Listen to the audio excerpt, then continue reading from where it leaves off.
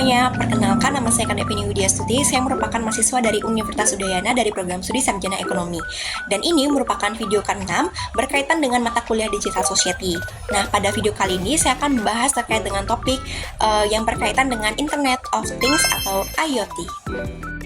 Mungkin teman-teman tidak asing terkait dengan IoT atau Internet of Things, di mana itu merupakan teknologi yang menghubungkan berbagai perangkat internet agar bisa saling bertukar data tanpa perlu campur tangan manusia secara langsung.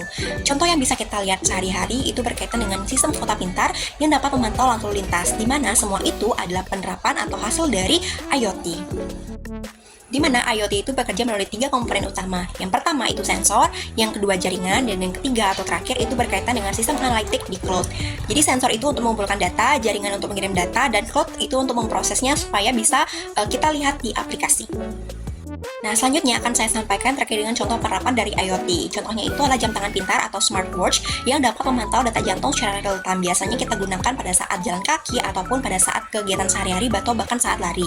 Nah, adapun yang saya rasakan pribadi terkait dengan manfaat dari IoT yaitu saat menggunakan Google Maps. Nah, ketika kita melihat jalan di Google Maps, bahwasannya ada yang berwarna merah ataupun hijau ataupun kuning.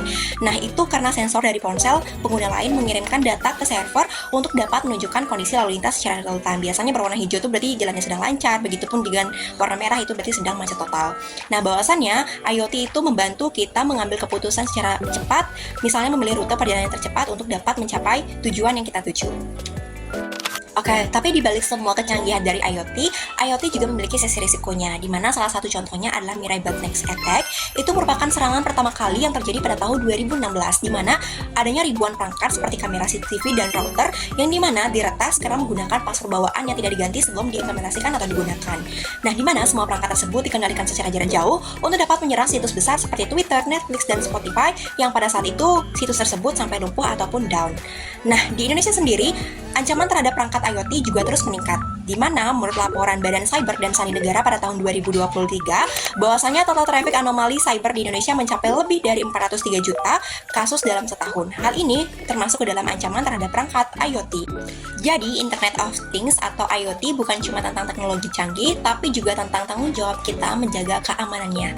Jika digunakan dengan bijak, maka IoT juga bisa membantu menciptakan dunia yang lebih pintar, efisien, dan aman. Baik, mungkin sekian saja video saya kali ini. Untuk itu saya ucapkan terima kasih dan sampai jumpa di video selanjutnya.